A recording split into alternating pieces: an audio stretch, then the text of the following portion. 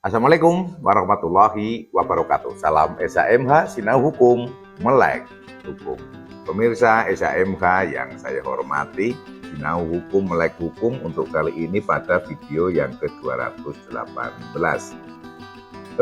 Kita langsung saja akan membahas pada perihal pemanfaatan anak untuk pengemisan. Sering kita melihat di tempat-tempat umum, di jalan-jalan umum, di perempatan, di traffic light, atau mungkin di tempat-tempat wisata itu, kita melihat adanya ibu-ibu yang menggendong anaknya, anak kecil, kemudian dia melakukan minta-minta sedekah, atau dalam bahasa KUHP ini adalah pengemisan. Persoalan kita memiliki niatan untuk memberikan bantuan, memberikan sodako, memberikan sedekah, memberikan uang kepada yang bersangkutan itu persoalan lain, karena memang ada rasa keinginan untuk membantu.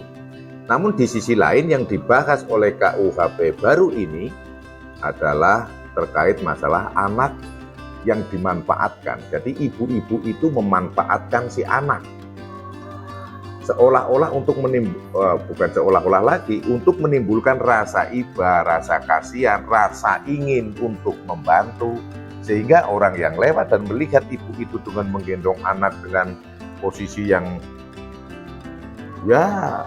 memprihatinkan, maka muncullah dari pikiran dan hati kemudian untuk membantu.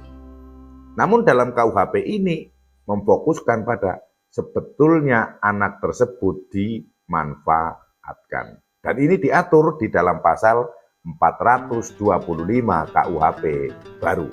Bunyinya, setiap orang yang memberikan atau menyerahkan kepada orang lain anak yang ada di bawah kekuasaannya yang sah dan belum berumur 12 tahun, padahal diketahui bahwa anak tersebut akan dimanfaatkan untuk melakukan perbuatan meminta-minta atau untuk melakukan pekerjaan yang berbahaya atau yang dapat membahayakan keselamatannya, dipidana dengan pidana penjara paling lama 4 tahun atau pidana denda paling banyak kategori 4.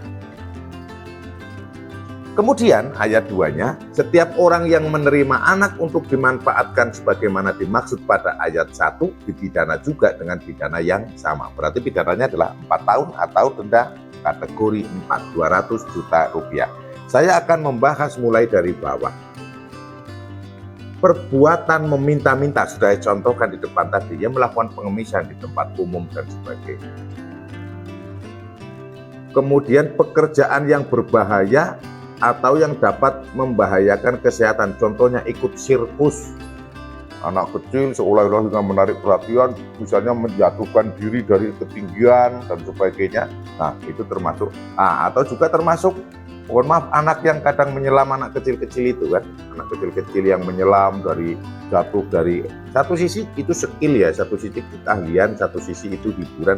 Namun posisi ini bukan posisi itu, posisi kalau itu diserahkan kepada orang lain. Jadi tidak hanya untuk pengemisan saja yang diatur di dalam pasal 425 KUHP ini, namun juga termasuk pekerjaan-pekerjaan yang berbahaya. Contoh saya itu adalah sirkus, atau pekerjaan-pekerjaan lain sangat banyaklah yang membahayakan. Kemudian juga termasuk yang terjun dari kapal itu.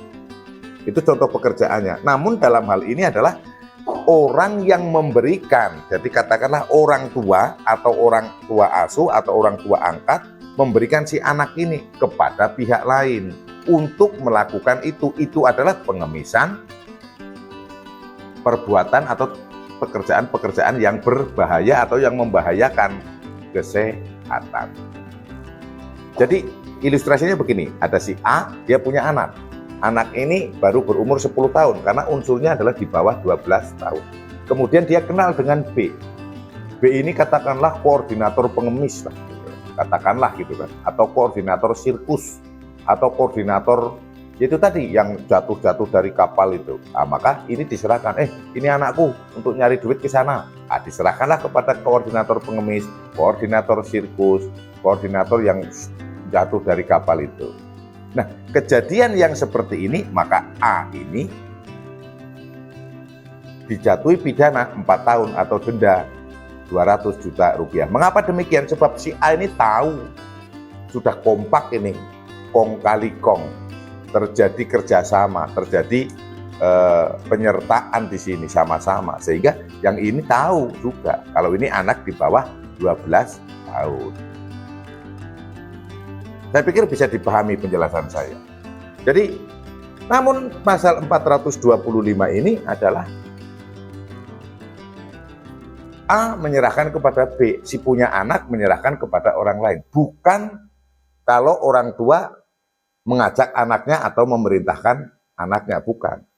Tapi orang tua menyerahkan kepada orang lain. Setiap orang yang memberikan atau menyerahkan kepada orang lain anak, kan, di bawah kekuasaannya yang sah, anak kandung, anak tiri, anak angkat, atau anak didik yang diserahkan, anak asuh, belum berumur 12 tahun, padahal diketahui bahwa anak tersebut akan dimanfaatkan untuk melakukan perbuatan meminta-minta atau untuk melakukan pekerjaan yang berbahaya atau yang dapat membahayakan kesehatannya, dipidana dengan pidana penjara paling lama 4 tahun atau pidana denda paling banyak kategori 4. Sangat mudah untuk memahami pasal ini ya, karena yang penting untuk minta-minta atau tindakan berbahaya, anak ini berumurnya kurang dari 12 tahun. Kemudian dari A, dari orang yang sah, orang tuanya diberikan kepada B untuk melakukan itu. Kemudian oleh B ini dimanfaatkan, gendong ke sana kemari untuk ngemis, atau untuk dilatih sirkus untuk melakukan perbuatan-perbuatan yang berbahaya. Inti atau makna dari pasal ini adalah untuk melindungi anak. Untuk melindungi anak. Kalau dilatih bagaimana? Kalau melatih supaya dia punya skill, kehebatan-kehebatan tertentu, kehebatan sirkus, kehebatan menyelam, kehebatan lainnya, itu berbeda, itu latihan, bukan memanfaatkan. Sehingga klunya ada pada posisi yang memanfaatkan anak. Jadi anak itu dimanfaatkan supaya menimbulkan orang lain, sehingga tiba maka memberi uang, seneng karena anak kecil jatuh dari ketinggian, maka penonton ini senang, banyak penonton yang senang, maka mendapatkan uang. Kan seperti itu untuk contoh mudahnya.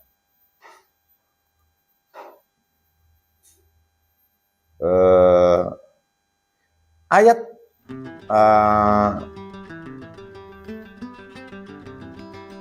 sebentar, ini kok agak kredit ini, ini pas, kemudian udah.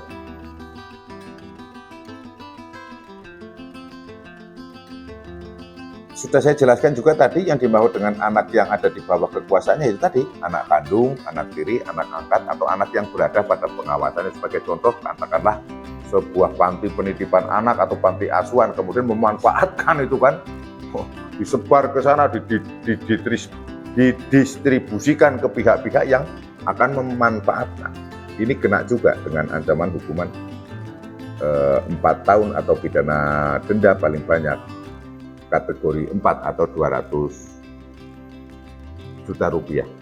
Cukup banyak, sekali lagi kejadian-kejadian seperti ini, namun memang mungkin cukup sedikit ya, cukup sedikit ini kan.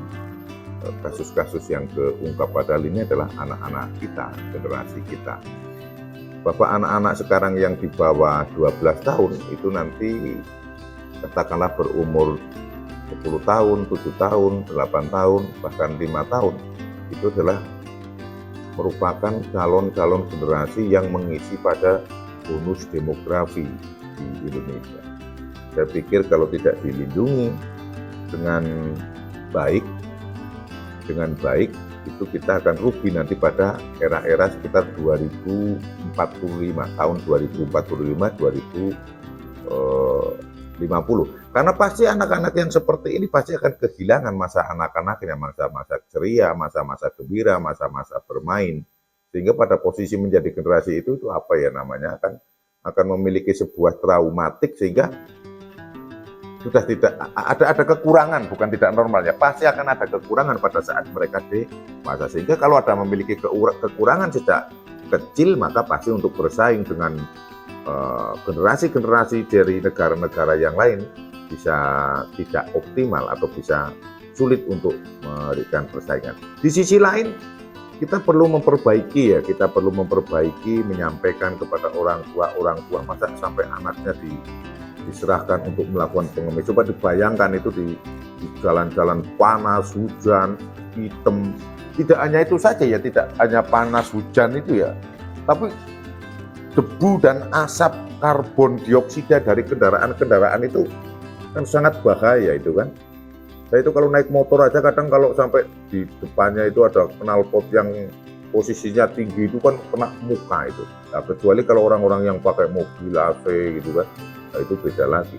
Tapi dia melakukan pengemisan di perempatan jalan kan nggak mungkin pakai AC kan.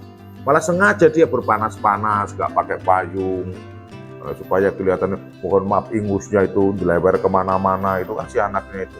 Seolah-olah kayak biar menunjukkan jiwa.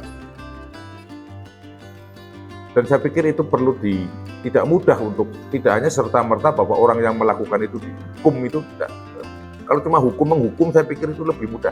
Tapi bagaimana untuk mencegah jangan sampai orang tua atau si pelaku itu juga memanfaatkan anak. Ini kan orang tua dengan si pelaku ini klop ini ya.